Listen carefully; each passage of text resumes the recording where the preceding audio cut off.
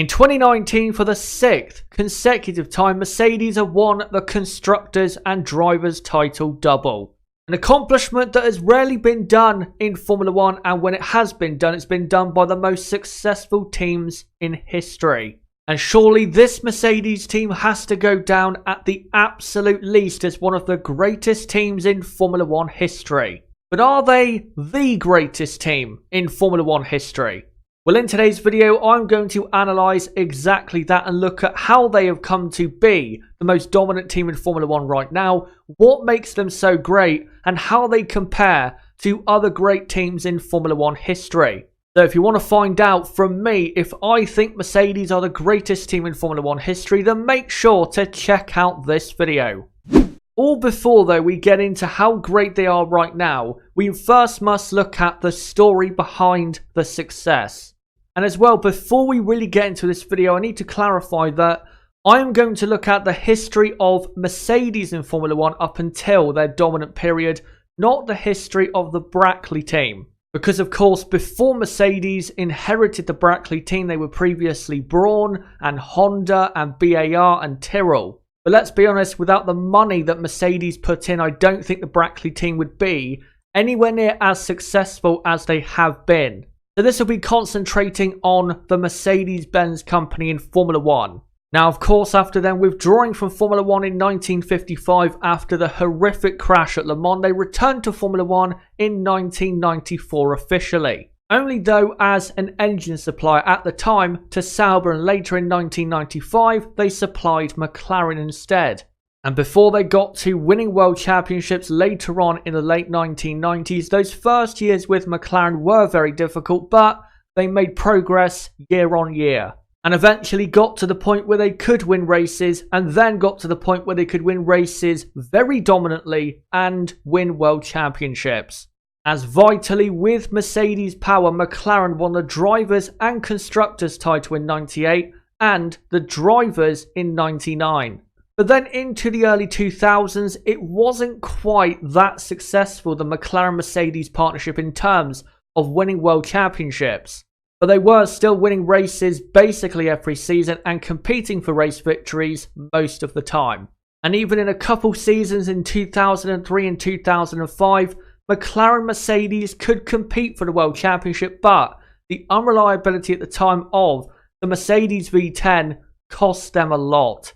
But of course, it was not to be. But when the McLaren-Mercedes partnership really started to go downhill was 2007, of course, with the Spygate scandal. Because that scandal, of course, with Mercedes being such a big backer of McLaren, brought down the great name of Mercedes-Benz.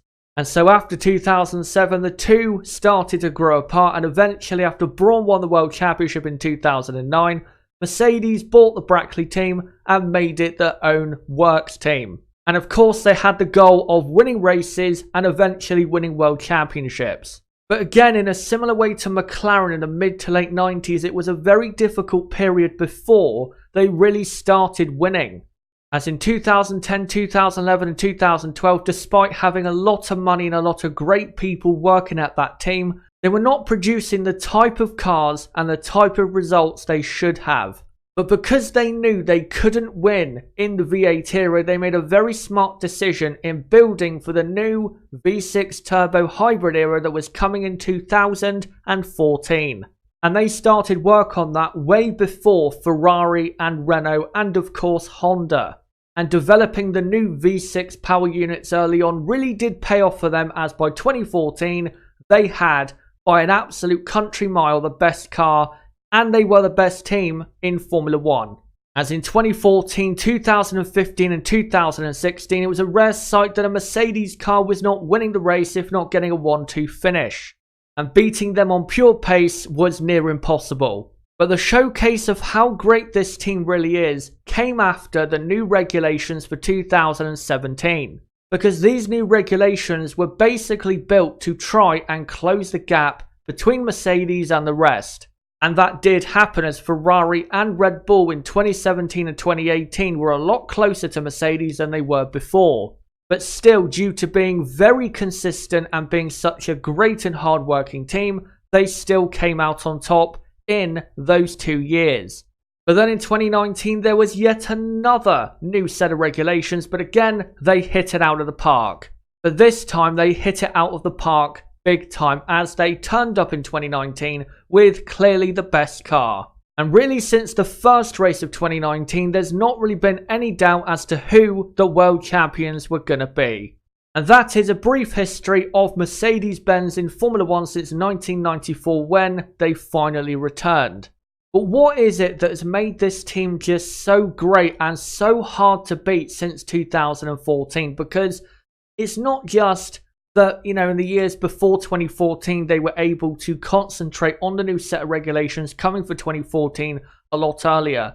What is it that since 2014 has made them just so good? Well, of course, we cannot deny that between 2014 and 2017, in terms of sheer power, they had the best power unit on the grid.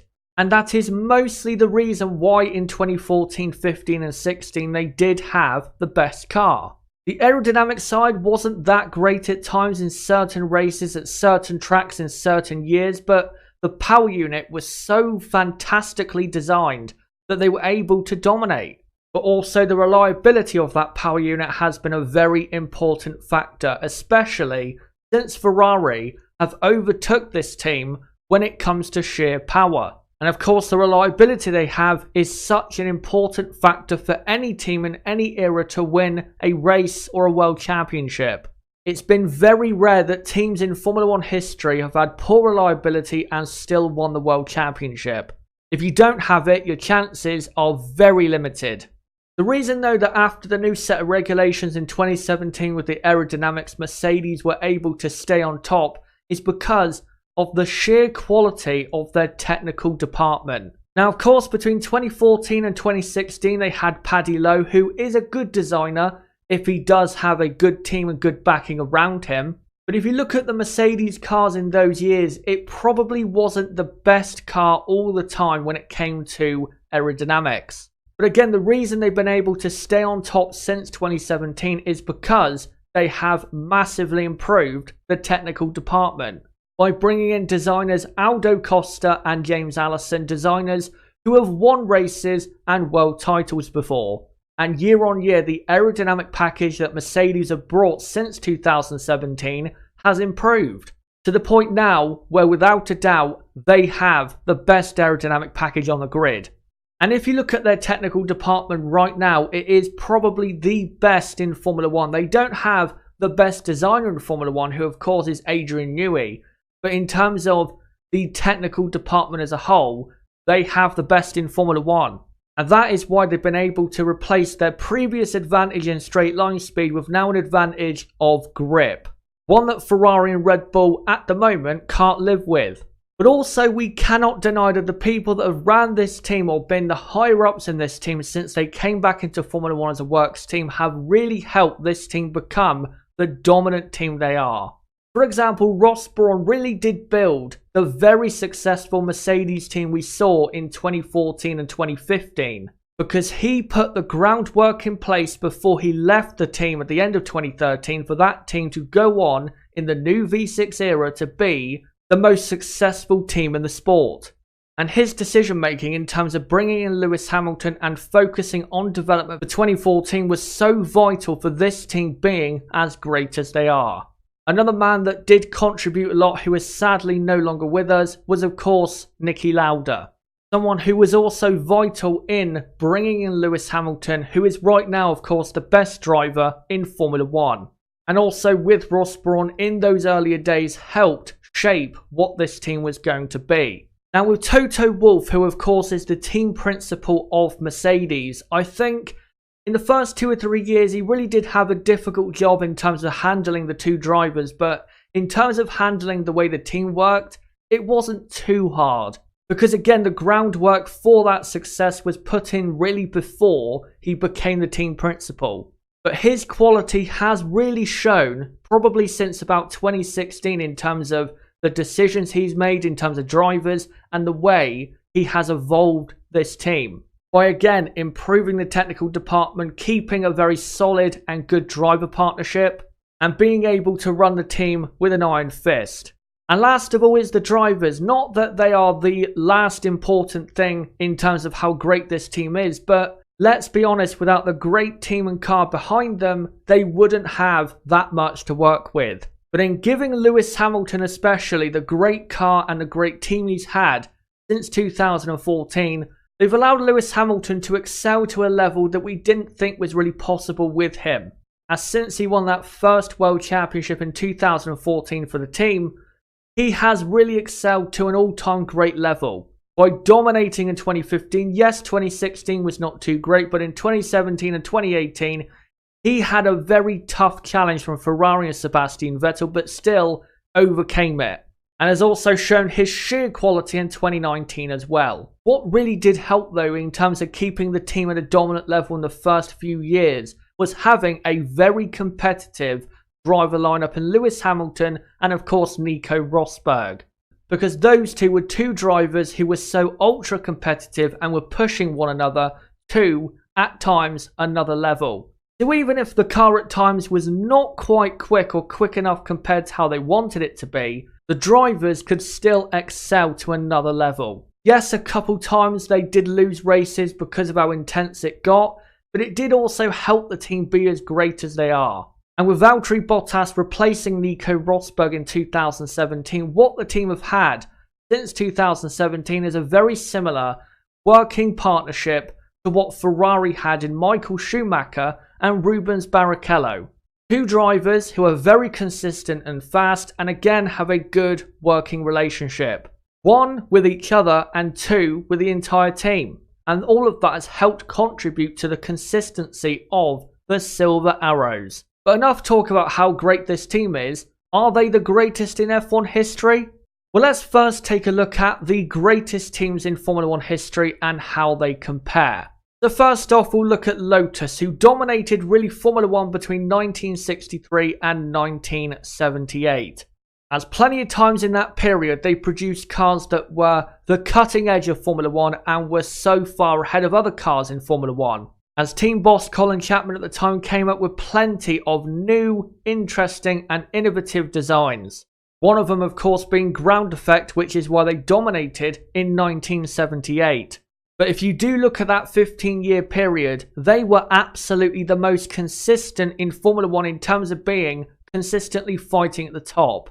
And if you look at these stats, you can clearly see that as they had 13 titles combined between those 15 years, and a very impressive 62 race wins in an era of Formula 1 where there wasn't that many races compared to now. And definitely when you think of great teams, you've got to think of Lotus. But now we'll move on to Ferrari, the Ferrari team between 1975 and 1983.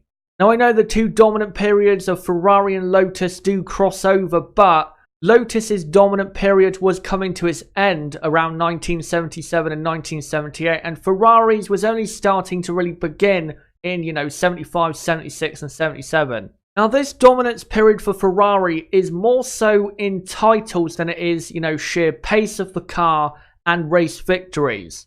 Because if you look at the Ferrari car in this period, it wasn't that quick compared to its rivals and wasn't quite like the Lotus in terms of being a dominant car. They were just able to win a lot of world championships in this time. And the only season I can really think of where they were absolutely dominant was 1979, where Gilles Villeneuve and Jody Scheckter plenty of times were winning races, if not finishing 1-2. But again, except for that, in terms of the pure pace of the car and results during a season, they never really dominated a season. But still in that time period, they had 9 titles combined and 36 race victories. But compared to everyone else I'm about to look at, this is probably one of the least dominant teams in Formula 1. But now we come to McLaren between 1984 and 1991. Now this period is one of the most dominant periods for any team in Formula 1 history. Because not only did they win plenty of world championships in such a short amount of time, but in plenty of these seasons they did have a very dominant car. In 1984, when Prost and Lauda were fighting very hard for the world championship, they won most of the races. And of course in 1988, they won all of the races but one. and was sometimes many seconds a lap quicker than everyone else. And also in 1989 and at times in 1990, again, they did have clearly the best car. But what made this McLaren team so great is that despite at times not having the best car, because they were so great in terms of how the team was made up in the technical department, the driver lineup, and how the running of the team was, of course from Ron Dennis, they were still able to win races and win world championships. For example, if you look at Alain Prost in 1986, he really shouldn't have won that championship in terms of the pace of the car, but he did because of how great he was and how great the team was. And looking at these stats right now, they are very impressive again considering how many races we had a season back then. Between 1984 and 1991, which of course is a 7-year period, they had 13 titles combined and 64 race wins. Now that is absolute dominance.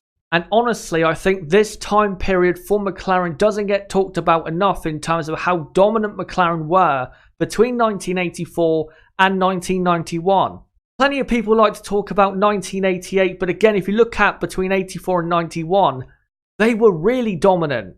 Another dominant team though was Williams between 1992 and 1997. Now, Williams in this period really did most of the time have a dominant car in terms of speed. In 92 and 93 their car was about a second to a second and a half a lap quicker. And at that point, doesn't matter how great you are, consistently over a season you can't compete with a car that is that quick. The only thing in this dominance period that goes against Williams in my opinion in terms of a comparison to other great teams in history is that in 94 and 95, despite having a very quick car, they didn't get the world championships they really did deserve. Yeah, they won the Constructors in 94, but that was pretty easy for them to do. Michael Schumacher, of course, did take out Damon Hill in Adelaide, but again, considering the car they had, they should have been more successful in those seasons. And really, the only times they really dominated the world championships were 92, 93, and 96. But still, between 92 and 97, they had 9 titles combined and 52 race victories. And of course, since Williams' dominance period ended, they have not won the World Championship since. One dominant team that gets compared to this Mercedes team plenty of times is the Ferrari team between 1999 and 2004. Not only because it's the most recent example of a great team compared to this Mercedes team, but also because that Ferrari team is very similar to the current Mercedes team. In terms of having a very good technical department at the time, they had Ross Brawn and Rory Byrne, a very strong team leader and team principal in Jean Todt, and their driver lineup at the time was very similar to this current team in Michael Schumacher and Rubens Barrichello.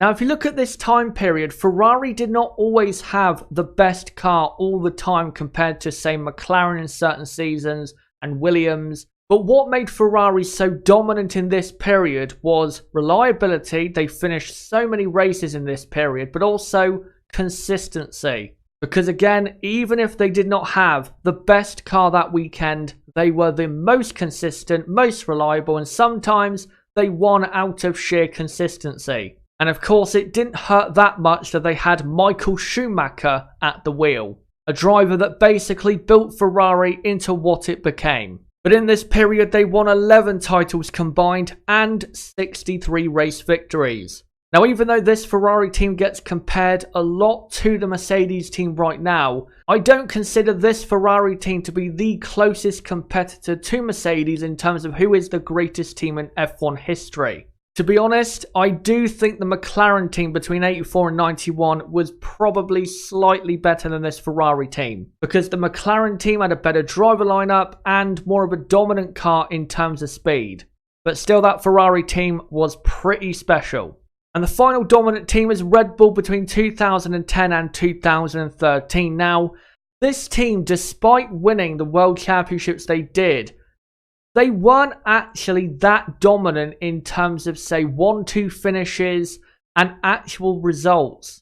For example, if you look at 2010, despite having a very quick car, so many times they allowed other teams to win who shouldn't have won based on how quick the Red Bull car was. If you look at 2011, yes, Sebastian Vettel was very dominant, but Mark Webber was rarely in a position to be right there with Sebastian Vettel, getting 1-2s consistently for the team, despite Red Bull having a quick enough car to do that. In 2012, they barely won the World Championship, and in 2013, yes, they dominated the second half of that season, but in the first half, they were pretty equal with Lotus, Ferrari, and Mercedes. But still, in terms of World Championships, they were successful, 8 titles combined and 41 race wins. But again, it could have been a lot more than it was, considering how great that car was at times. And if you compare all of those teams to the stats of this current Mercedes team, this is how it looks. So of course, Mercedes have dominated since 2014 up until now in 2019. They have 12 titles combined and 86 race victories. And they have won at least, I think, 3/4 of the races since the V6 hybrid era began. But is this Mercedes team the greatest team in history? In my opinion, yes, it is. The reason I think it is because if you compare it to the other great teams I've looked at, in terms of the speed of the car, they've had consistently the quickest car out of those great teams. Because in 4 of the 5 years Mercedes have dominated, they've had the best car. McLaren, for example, in their dominance period between 84 and 91, they didn't always have the best car. They only had the best car in probably 3 or 4 years in that 7-year period. And let's be honest, this Mercedes team, they're going to continue to dominate and most likely continue to have the best car. And they've also been able to be very consistent and reliable, again, despite not having the best car at times in certain races and seasons. And for any opposition driver and team, if you're going to beat Mercedes, you have to be basically near perfect to even think of beating them. And with those other dominant teams you've looked at, it wasn't quite the case.